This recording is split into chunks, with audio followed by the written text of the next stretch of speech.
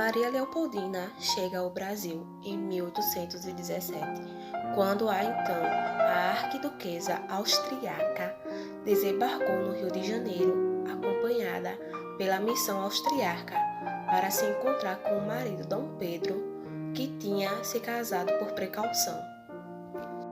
Mas o papel de Leopoldina na história do Brasil não se resume ao cargo de primeira imperatriz brasileira ou esposa de Dom Pedro. Ela participou ativamente de momentos diversos da política nacional, que inclusive levará à independência. Em 1821, Dom João VI foi obrigado a retornar a Portugal pelo parlamento. Isso aconteceu após a Revolução do Porto. E assim ele o fez, ele retornou a Portugal, mas ele deixou aqui no Brasil seu filho como príncipe regente, Dom Pedro I. E o parlamento exigiu que o príncipe retornasse a Portugal, mas Dom Pedro não quis. Ele não podia deixar com que o parlamento transformasse o Brasil em uma colônia novamente, porque durante o reinado de Dom João VI aqui, ele elevou o Brasil ao posto de Reino Unido de Portugal, Brasil e Algarves. E era isso que a corte portuguesa queria, rebaixar o Brasil novamente ao estado de colônia. E assim eles fizeram vários decretos de leis limitando o poderio brasileiro. Leopoldina posicionou-se contra a volta para Portugal e influenciou a decisão do seu marido em não obedecer as regras lusitanas, o que resultou no fico. Esse envolvimento da princesa tinha raízes na sua educação. Segundo o biógrafo Paulo Resulti, Leopoldina foi criada para governar. Integrante da poderosa família austríaca Habsburgo, ela falava muitos idiomas, estudou política, tinha noções de governo, boa formação científica e cultural.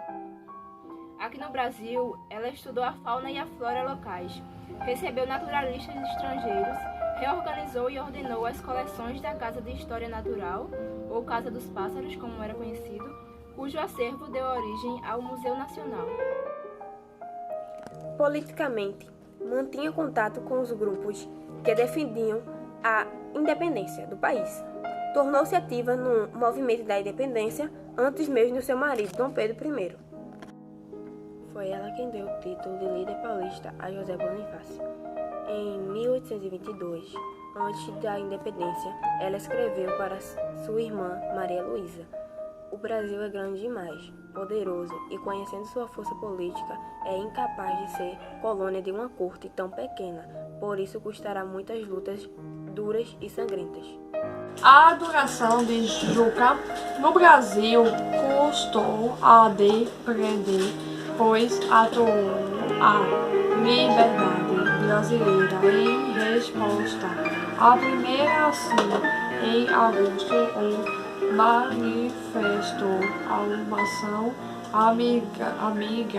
amigas que denunciou a autoritarismo das cortes de liberdade. Acredita-se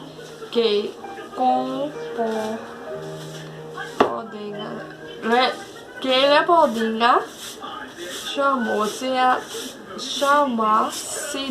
uma das pessoas de registro e o documentação junto com Dom Pedro.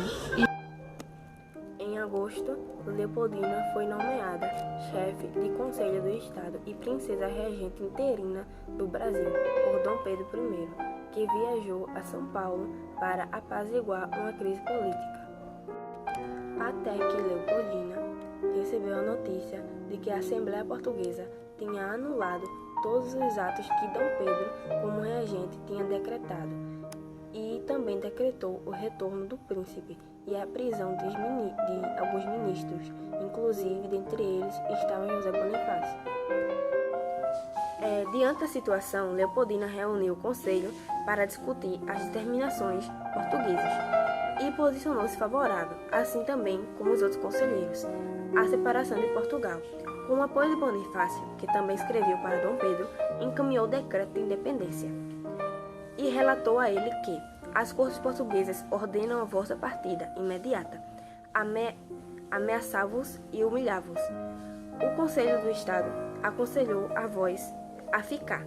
Meu coração de mulher e de esposa prevê desgraça se partimos agora para Lisboa. O Brasil será em vossas mãos, um grande país. O Brasil vós quer para monarca. Com vosso apoio ou sem vosso apoio, ele fará a sua separação.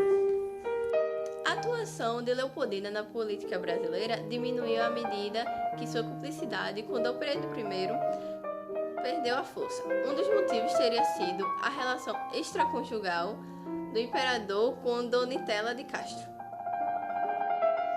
Mergulhada em uma depressão profunda e colocada à parte dos assuntos relacionados ao governo brasileiro, a imperatriz morreu em 1826, depois de sofrer um aborto.